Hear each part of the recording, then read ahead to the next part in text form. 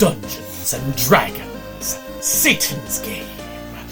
These are the experiences of two individuals as we fight our way through various evil and blood-soaked horrors known as D&D.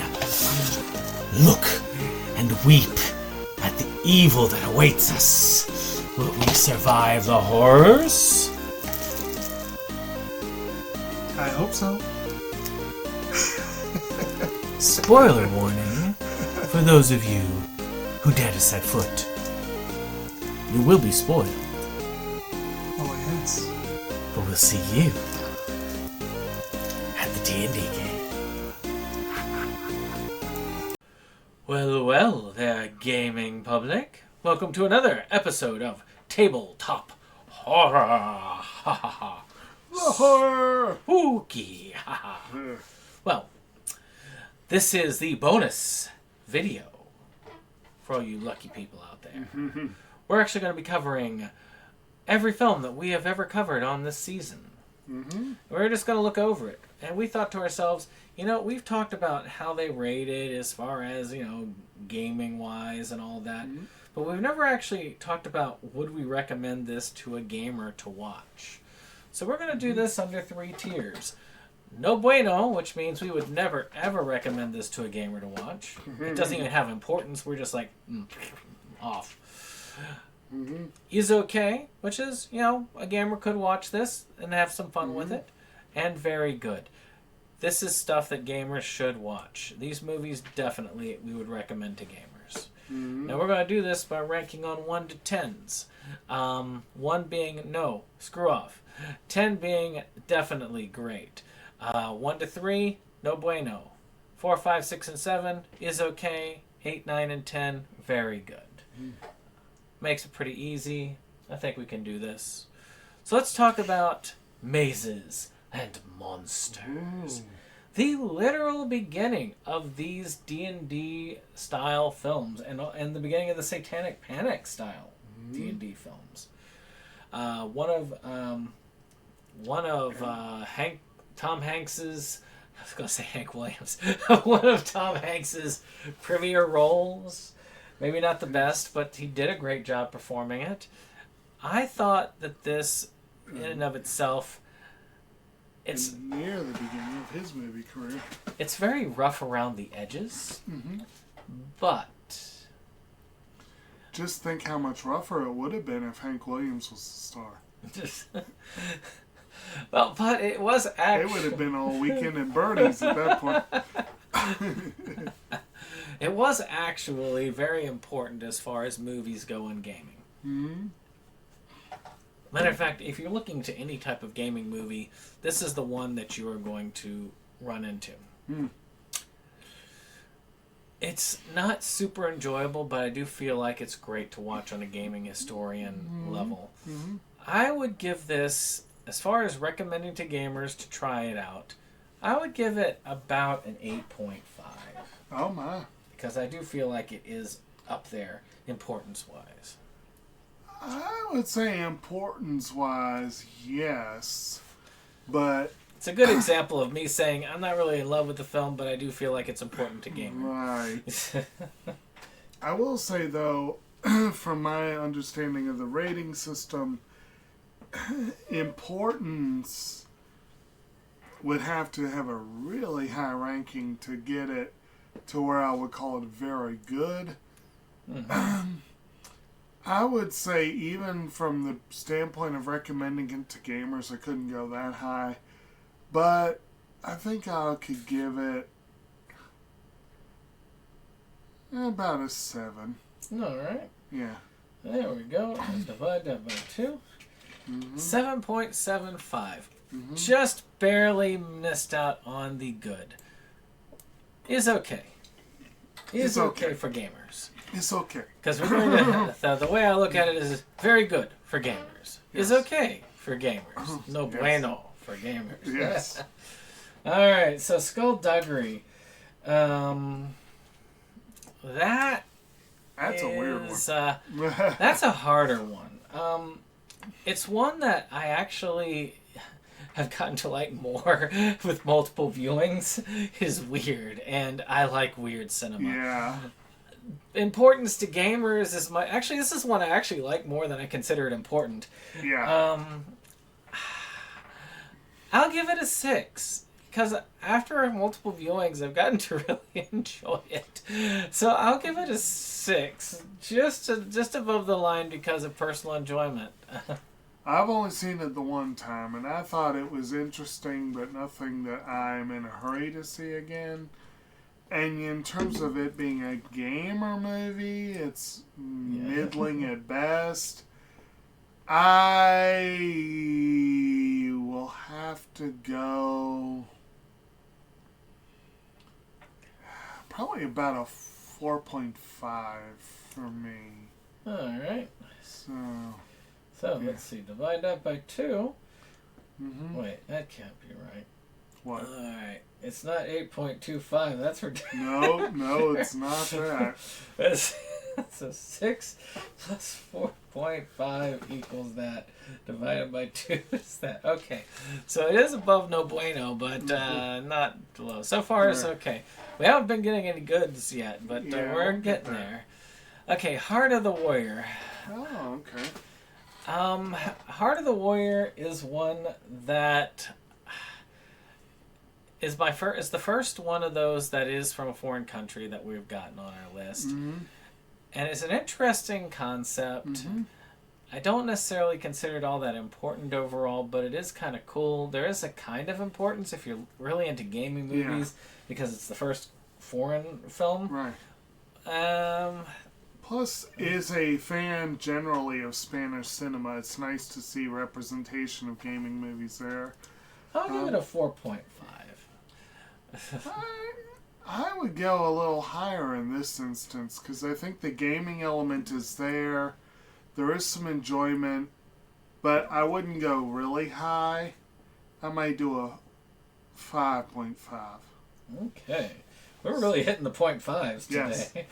So that's a 5 even. Yes, so yes. we're just into the is right down the middle. Is okay. So Night Chills is one I thought really feel like I should have liked it better. Now, there is no doubt that there is a gaming element to it. And I want to say this is probably our last satanic panic film. Mm-hmm. Eternal Blood, iffy. But this one, I want to like it better, but I was bored. Yeah, a little bit. And boredom is something that is, again, I'll give it a 5. I can't give it better than a 5. I mean, it's got a strong gaming thing to it, but it's just not enjoyable for me to watch. I'm gonna more or less agree. I'm almost totally neutral on this one, so 5 works. Well, that's an easy math. That's an easy one, yes. That's easy math. Boy, we really need to up a game. Okay, so one that's going to be conflicting. Uh-huh. Wet Hot American Summer, which only really got into our watching queue out of technicality. Essentially. But D&D gamers did save the camp. Yes. In theory. Mm-hmm. It is highly entertaining. It is very funny. It is one of my favorite comedies. Man, it's a hard one. Only because it has such a low connection to gaming, but is amusing. I'll give it a 6. I'll give it, again, because of the entertainment value. Much like Mazes and Monsters, entertainment kind of pushes it up for me. Yeah.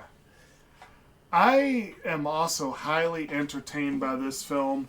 As we discussed on the Movies Galore coverage of it, not all the humor hits the way it did when the movie came out.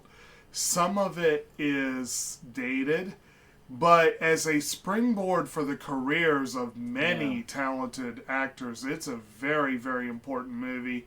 It is funny as hell. The whole... Sometimes it's great to get away just for an hour. It's just so good. So as a movie, I would absolutely give it a ranking of about 8.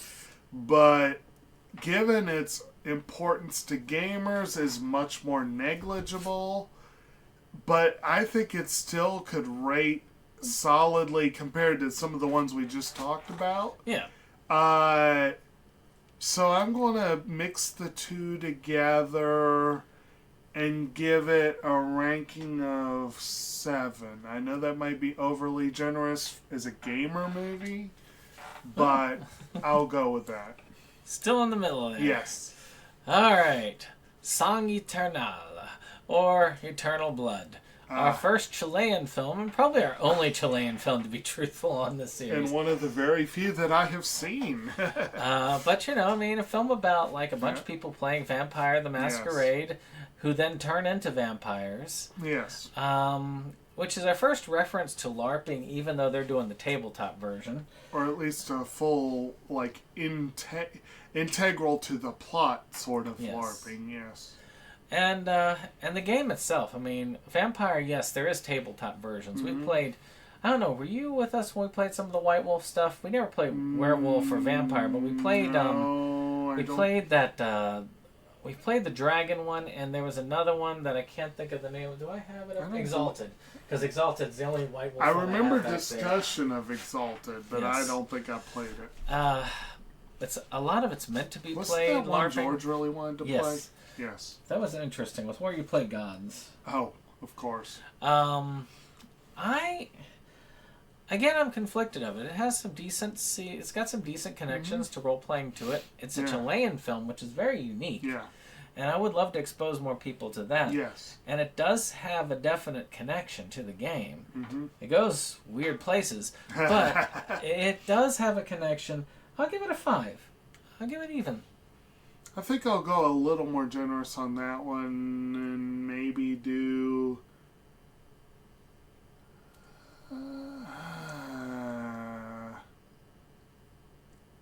F5. Okay, well, that's an easy one to rate.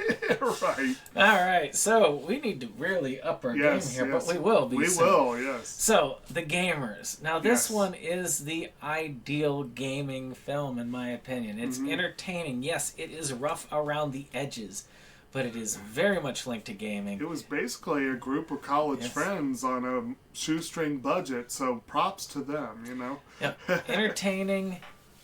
Very much D&D linked.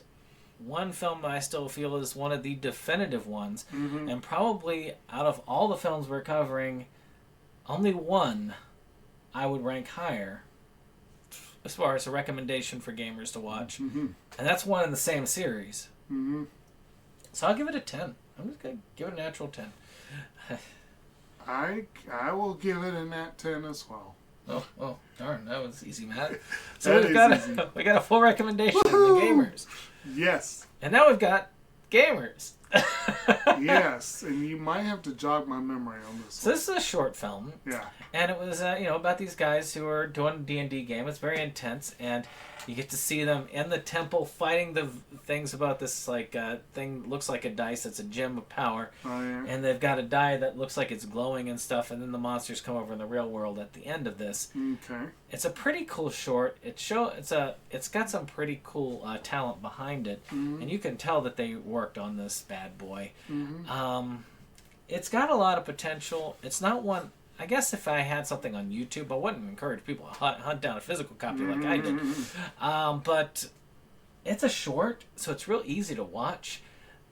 I would actually give this a 7 because I think that it really did a good job.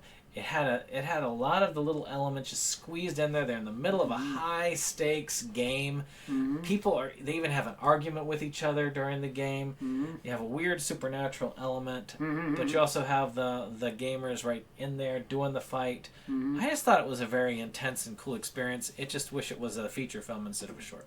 Right. I'll go with a 6.5, I guess. All right. Well, I'm pretty sure that's middle. Yeah. All right. So, Games Master, what have you done? To me, this is a gem because this was lost media, and I dug it back up again. It's no longer lost media because it's actually available to stream on my channel. So, if you really want to watch this movie, you can watch this film. And this is the one where they got the demon Bogman. to play a paladin, right? Yes. Yes. I thought this was, yes, it was much rougher around the edges than the gamers, but at the same time, it had a lot of the same spirit as the gamers. True. And it was really fun. I love Boglin. I love the concept of having a devil be a paladin of Jesus Christ, which was great. I'm going to give it an 8. I mean, I think that if you can find it, and you can now because you can watch it on my channel, watch it for free. Find the creators, have them actually republish it again because it's a great film. But I just think that gamers would get a kick out of it. I'm going to mostly agree with all that. This is a movie that absolutely is better in concept than execution. The basic concept is golden. The execution is pretty good. But I did enjoy the GM. He was so deliciously evil. I think 8's a fair one for this one. All right. Another one that's good. Yes. All right. Barely, but there. All right. Speaking of ones that could be good, we got our 2 documentaries. So Life with a Dice Bag, which is much rougher around the edges than Uber Goober. Matter of fact, I think I'll cover both of these in a way together. Okay. Life of the Dice Bag has one thing that does put it up as an advantage in some ways, in the fact that it does cover a historic time. I don't think they meant it to, but it ended up being a documentary about the last year of Gen Con being in Wisconsin. And that's a big thing, because it was born there. And we learned that from the other documentary, which is Uber Goober. Now, Uber Goober was much better stylistically. It had a lot of those rough edges sanded off. It felt more professional in the interview sense. And there's an extra on the DVD, which is a reason to get the DVD, where you get to sit with Gary Gygax as he takes you through his hometown and points out how it all started. But Life of the Dice Bag oddly has more interviews with him in the film. So... yeah, and he is a presence in both films. And so for anyone with even a passing knowledge or interest in gaming, and especially in the history of gaming, and I think I said this in our discussion, that Uber Goober was really important on the history of gaming. And Life of the Dice Bag was more of a snapshot in time. Like, it covered a lot of the history, but it was more of like a deep dive on a moment in time. It was.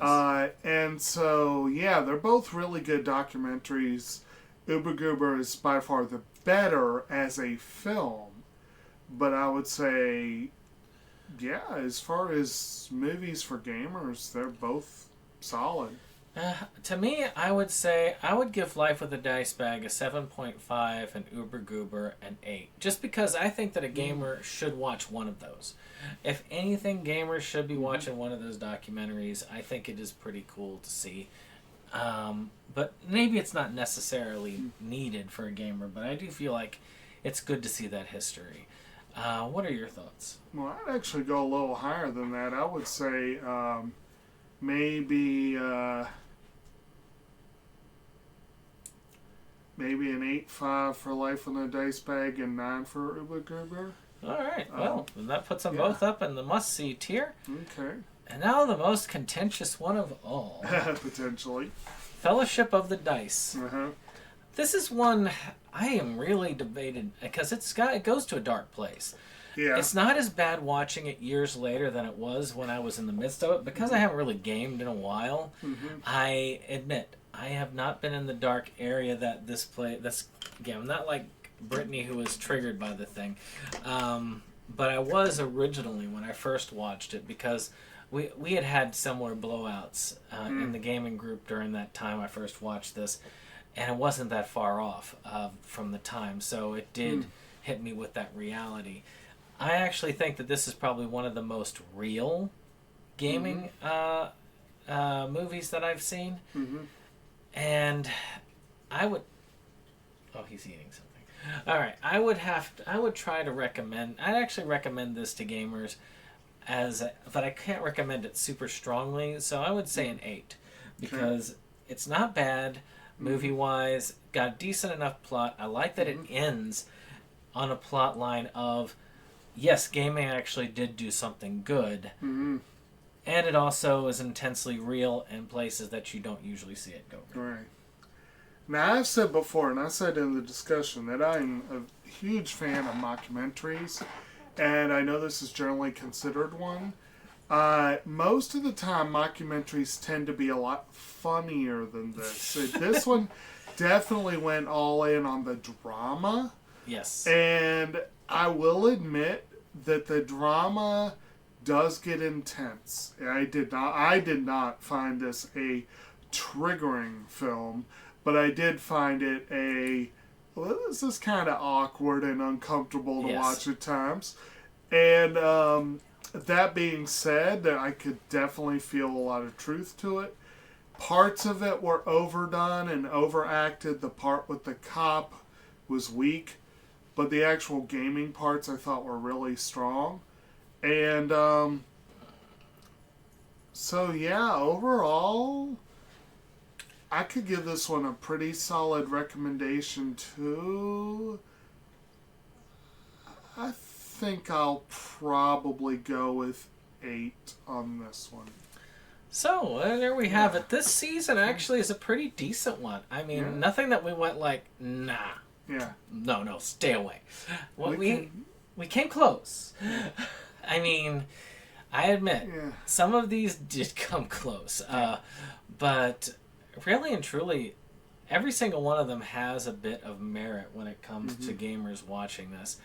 Because as a gamer, there's kind of a history there that really is a part of gaming. And this is why we're doing this series. We're trying to show a piece of life that really no one understands is as deeply on film as it really is. And I'm glad that we're finally being able to bring a little bit of that to you. You two people watching this. One thing you can see by looking at this that's interesting is, at least, according to our expert opinions, you can see that gaming movies obviously got off to a very, very rough start. And then they really hit their stride in the early aughts, and it went from several near misses and outright failures to several films that really are essential viewing, almost right in a row. So, and I think that's where we're going to be going in the future. Season 2 is going to be interesting. I do think that the strongest point in gaming history was during the aughts. But we're going to see how that works out, because we've got a lot left to cover. We ain't done yet. We got at least a couple more seasons left in us. And then if we get really insane and start doing the tangentially related stuff, then we got 55 films to cover, including one that yours truly directed. Matter of fact, I'm going to do a 56 series because I want to cover The Party, which was a great little web series. We're going to mostly stick to stuff that's on physical media, but there's going to be a few that we've got that are not. But it's going to be fun. I think it's going to be enjoyable. Well, I hope you've enjoyed this. Yeah. And we will hopefully see you on season 2. Because if you're watching this, that means you bought the disc. Sucker! Just kidding. Thank y'all for the support. It is greatly appreciated. And we will definitely see you on season 2. Bye-bye. Bye.